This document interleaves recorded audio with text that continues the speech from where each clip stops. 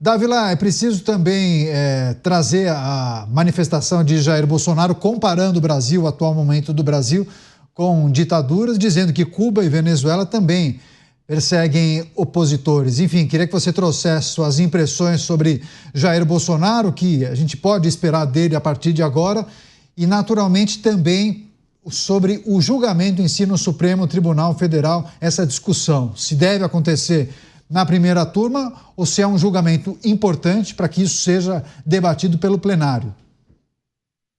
Caniato, o Beraldo tocou no ponto certo, central dessa questão, que é a politização do poder judiciário. Quando o poder judiciário é politizado, há um pré-julgamento. Antes mesmo da ação chegar e ser julgada, parece que o julgamento está feito, que é apenas um ritual para confirmar a condenação do ex-presidente Jair Bolsonaro. E essa politização do judiciário, se prevalecer, e tem tudo para prevalecer por causa do seu histórico, é um desserviço à democracia. Isto sim é um verdadeiro ataque à democracia, a politização do poder judiciário. O presidente Barroso disse até com muita propriedade, o presidente do Supremo, que a corte deveria agir com seriedade e sem visão política. Ele está correto. Agora, para fazer isso, a corte vai ter que mudar radicalmente o seu comportamento. Porque é isso que a nação espera da Suprema Corte, que ela haja com seriedade e com uma visão jurídica e não politizada. Mas, infelizmente, não é esse o histórico recente da Suprema Corte. Aliás, começando pelo próprio presidente do Supremo, Barroso, que numa palestra estudantil se vangloriou de ter sido uma peça fundamental para combater o bolsonarismo. E foi ele que se referiu a um apoiador de Jair Bolsonaro nos Estados Unidos com a famosa frase, entre aspas, perdeu o mané. Depois nós temos um Supremo que recorreu a inquéritos sigilosos por tempo indeterminado que afrontam os princípios do devido processo legal e, evidentemente, da ampla defesa.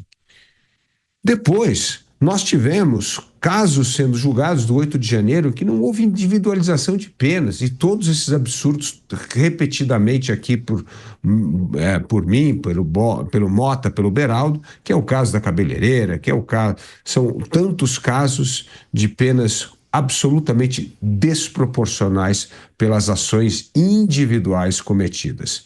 Então é difícil esperar que esta Suprema Corte vá agir com imparcialidade no caso do ex-presidente.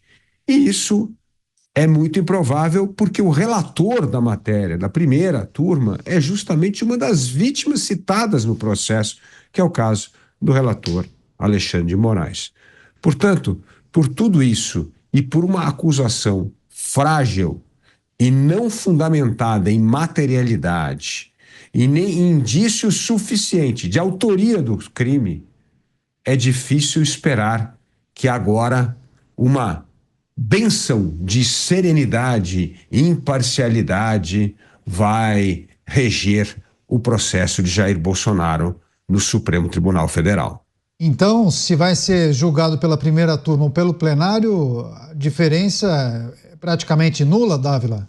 Jogo rápido. Na verdade, ela vai ser julgada pela primeira turma. Se vai a plenário depois, depende de uma outra ação. E deveria ir, mas esperamos que a primeira turma tenha, no mínimo, a grandeza de levar o caso ao plenário. Aqui, a informação que nós temos é que os outros ministros devem contestar o julgamento na primeira turma, pedindo que a apreciação aconteça pelo plenário.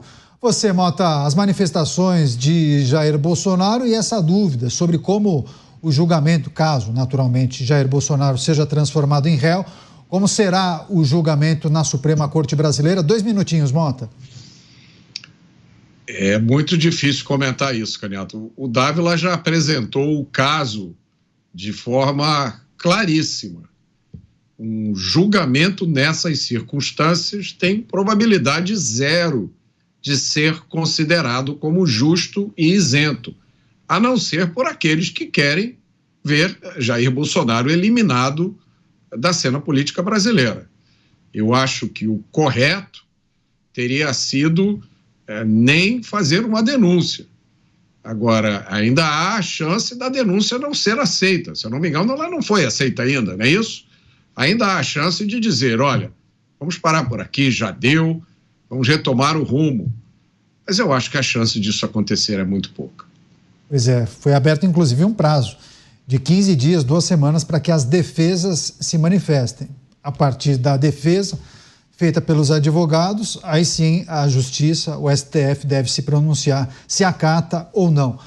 Vai lá, Beraldo, para fechar, 2 minutinhos, as manifestações de Jair Bolsonaro comparando o Brasil a ditaduras e também esse imbróglio, essa dúvida que envolve o possível julgamento.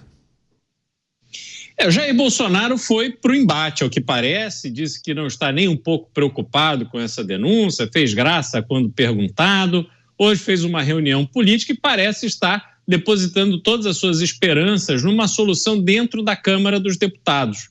Mas, vendo as coisas que acontecem no Brasil hoje em dia, eu não teria tanta certeza assim que uma decisão do Congresso Nacional seria suficiente ou será suficiente para reverter decisões do Supremo Tribunal Federal. Porque dentro do Supremo não me parece haver nenhum tipo de boa vontade para acatar decisões tomadas pelo Congresso Nacional que venham a privilegiar ou a ajudar Jair Bolsonaro a não sofrer as eventuais consequências que uma condenação no STF possa recair sobre ele. Então, eu não vejo que essa estratégia de beligerância é a melhor neste caso. Mas há um outro lado disso também, para concluir, Caniato, que é o fato de, se Jair Bolsonaro tem a percepção de que, não importa o que faça, ele vai perder neste julgamento, o que ele está fazendo é jogar para a plateia, pressionando a sua base de apoiadores a montar um grande campo de protesto contra eventuais decisões que venham a ser tomadas contra ele e, com isso, manter a sua relevância eleitoral até o mais próximo possível do pleito de 2026.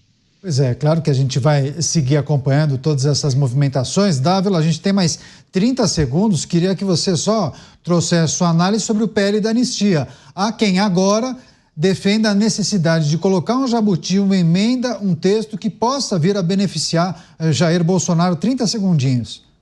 Isso seria a pá de cal nesse processo da anistia, que é fundamental para desfazer injustiças e livrar da cadeia pessoas que tiveram penas absolutamente desproporcionais aos atos cometidos.